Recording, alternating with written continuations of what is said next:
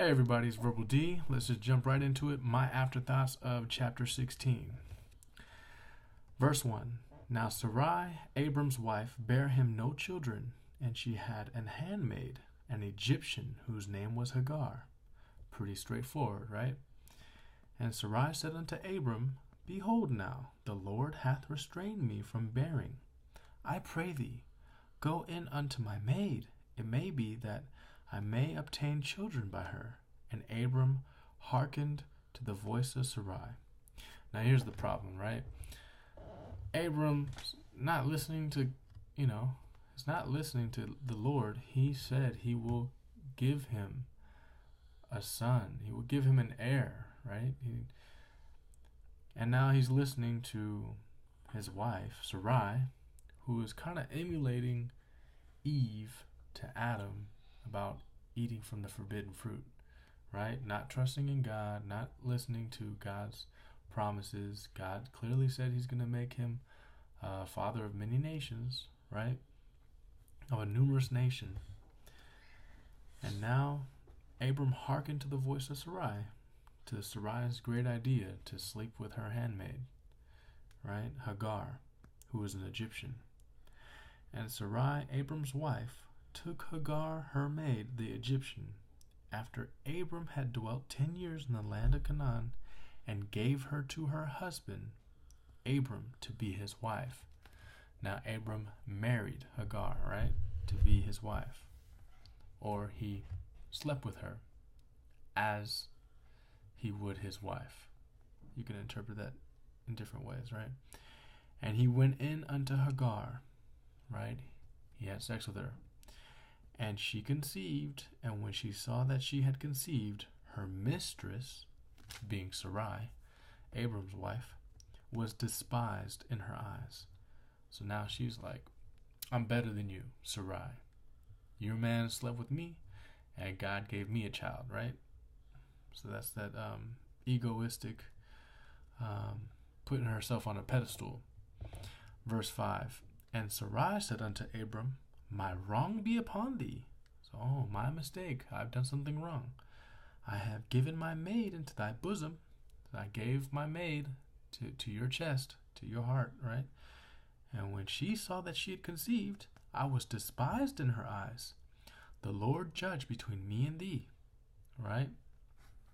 But Abram said unto Sarai, Behold, thy maid is in thy hand. Do to her as it pleaseth thee.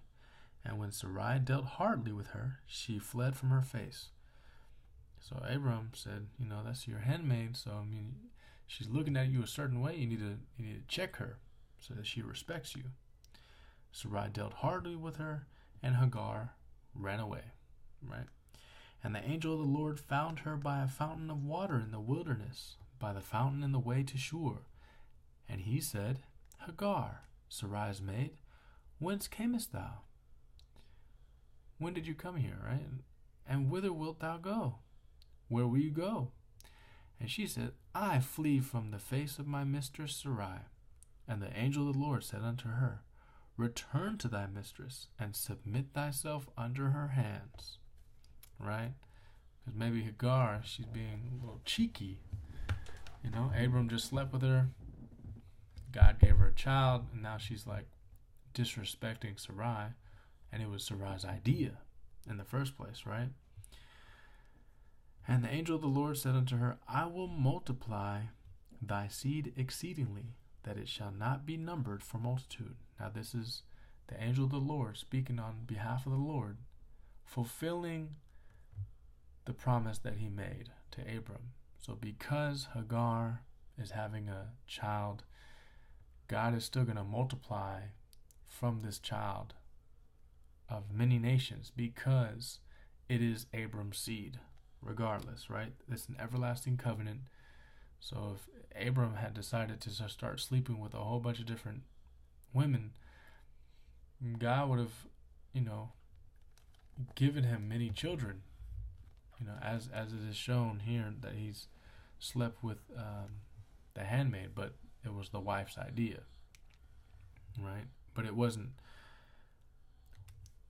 I can't speak for what God wanted, but it didn't seem that that's how it was supposed to go down, and I'll explain a little bit about that later. So, verse 11, and the angel of the Lord said unto her, Behold, thou art with child, and shalt bear a son. Right? So God's going to give her a son, and shalt call his name Ishmael. Now we can look up Ishmael, the origin of this name, which ethnicity that derives from. You can see what kind of people, right? Because the Lord hath heard thy affliction, right? And he will be a wild man, and his hand will be against every man, and every man's hand against him. And he shall dwell in the presence of all his brethren. Right? So, basically saying that this nation that's about to arise from Abraham having an illegitimate son, out of wedlock, because if it doesn't seem like he was really considering Hagar his wife. Sarai is still his wife, right? And God wants to give Sarai seed to come from Abram's own bowels, not an Egyptian handmaid, right? But God's making the children wild people, and there will be a lot of strife amongst these nations. His hand will be against every man, and every man's hand against him, and he shall dwell in the presence of all his brethren. Probably for protection, because if he's with his brothers, he needs to be unified in strength if the whole world is against them, right? And she called the name of the Lord that spake unto her, Thou God, seest me. For she said, Have I also here looked after him that seeth me? Wherefore the well was called Be'er Lahai Roi. Behold, it is between Kadesh and Bered. And Hagar bare Abram a son, and Abram called his son's name, which Hagar bare, Ishmael. And Abram was 86 years old, when Hagar bare Ishmael to Abram. Score is 20 years. So if it's 80, it's 4 times 20, that's 80 and 6. So Abram is 86 years old when he has his first son, Ishmael, with Hagar, the handmaid, the Egyptian, who is not his wife. So we will see what happens later on in the chapters. Hope you guys enjoyed my afterthoughts. About to break it down. God bless.